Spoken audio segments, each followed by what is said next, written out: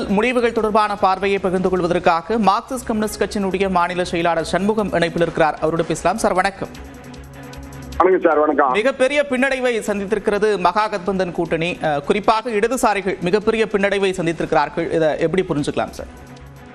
இடதுசாரிகள் மட்டும் இல்ல, இடதுசாரிகள், காங்கிரஸ், மகாபந்தன் கூட்டணி ஒட்டுமொத்தமா ஒரு பெரிய பின்னடைவு தான்.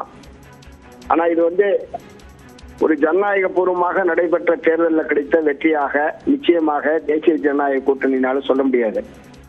ஏன்னா எஸ்ஐஆர் என்கிற பெயரில் ஏறத்தாழ ஒரு 65 லட்சம் வாக்காளர்கள், குறிப்பாக சிறுபான்மை மக்களுடைய வாக்குகளை நீக்கினது என்பது அவர்கள் தேசிய ஜனநாயக கூட்டணிக்கு ஒரு சாதகமான நடவடிக்கையை தேர்தல் ஆணையம் செய்து ஏற்கனவே தேர்தலுக்கு முன்பாகவே முடித்துவிட்டது. இரண்டாவது, இந்த மாதம் 10,000 ரூபாய் பெண்களுக்கு என்று தேர்தலுக்கு ஒரு மாதத்திற்கு முன்பாக அவங்க கொடுத்தது, இப்ப 2வது தவணை கொடுத்தது. அதனால பெண்களுடைய வாக்குகள் கூடுதலாக அந்த அணிக்கு போறதுக்கான ஒரு வாய்ப்பு அரசாங்க பணத்தின் மூலமாகவே அவங்க செஞ்சிருக்காங்க. இனிமே இந்த திட்டத்தை தொடர்ந்து நிறைவேற்றுவாங்களான்றது தெரியாது. அநேகமா இது தேர்தல் வெற்றியை உறுதிப்படுத்துவதற்கான ஒரு தந்திரமாகத்தான் மாதம் 10,000 என்கிற திட்டத்தை அவங்க அறிவிச்சிருக்காங்களே தவிர நிச்சயமாக தொடர்ச்சியாக மாதந்தோறும் அவர்களால் அந்த திட்டத்தை நிறைவேற்ற முடியாது. அதனால இது முழுக்க முழுக்க தேர்தல் ஆணையமும் இந்த மக்களை ஏமாற்றி பெற்றிருக்கக்கூடிய வெற்றி என்ற முறையில் தான் இது பார்க்கிறோம்.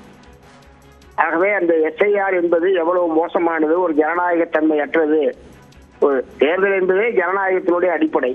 அதை முற்றிலும் தகர்க்கக்கூடிய வகையில தான் இந்த நடவடிக்கை இருந்திருக்கிறது என்பதற்கு பீகார் தேர்தல் முடிவுகளே மிகச்சிறந்த உதாரணம்.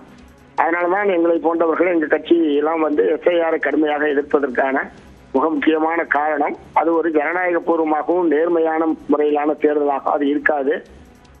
தங்களுக்கு வாக்களிக்காத வாக்காளர்களை எல்லாம் வாக்காளர் என்கிற அந்தஸ்திலிருந்து வெளியேற்றுவது என்கிற மிக மோசமான எதோச்சியமான போக்குடைய விளைவுதான். அந்த அறுவடையை, அதன் மூலமாக கிடைத்த அறுவடையை இன்றைக்கு தேசிய ஜனநாயக கூட்டணி பெற்றிருக்கிறது என்பதுதான். நன்றி திரு சண்முகம், இணைப்பிலிருந்து கருத்துக்களை பகிர்ந்து கொண்டமைக்கு.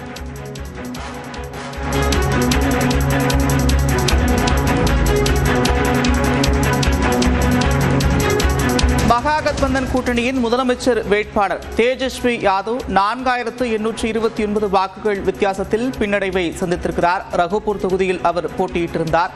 தற்போது அவர் பின்னடைவை சந்தித்திருக்கக்கூடிய அண்மை செய்தியாக பார்த்து வருகிறோம். சற்று நேரத்திற்கு முன்பாக 3000 வாக்குகள் வித்தியாசத்தில் அவர் பின்னடைவை சந்தித்திருந்த நிலையில் தற்போது 4000 வாக்குகளுக்கும் மேலாக அவர் பின்னடைவை சந்தித்திருக்கிறார். மகாகத்பந்தன் கூட்டணியினுடைய முதலமைச்சர் வேட்பாளர் தேஜஸ்வி யாதவ் தான் போட்டியிட்ட ரகோப்பூர் தொகுதியில் பின்னடைவை சந்தித்திருக்கிறார்.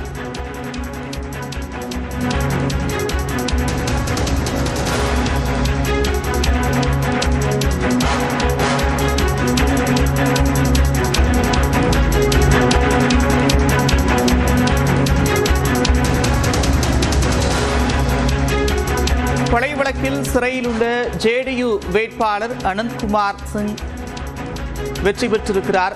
அதையும் அண்மை செய்தியாக பார்த்து வருகிறோம். ஜன்சுராஜ் கட்சியினுடைய நிர்வாகி கொலை வழக்கில் அவர் கைது செய்யப்பட்டிருந்தார். தற்போது அவர் சிறையில் இருந்தபடியே வெற்றி பெற்றிருப்பதையும் அண்மை செய்தியாக பார்த்து வருகிறோம். பீகார் தேர்தல் முடிவுகள் முன்னிலை நிலவரங்களை பார்த்து வருகிறோம். அந்த வகையில் ஆனந்த் சிங் வெற்றி பெற்றிருக்கிறார்.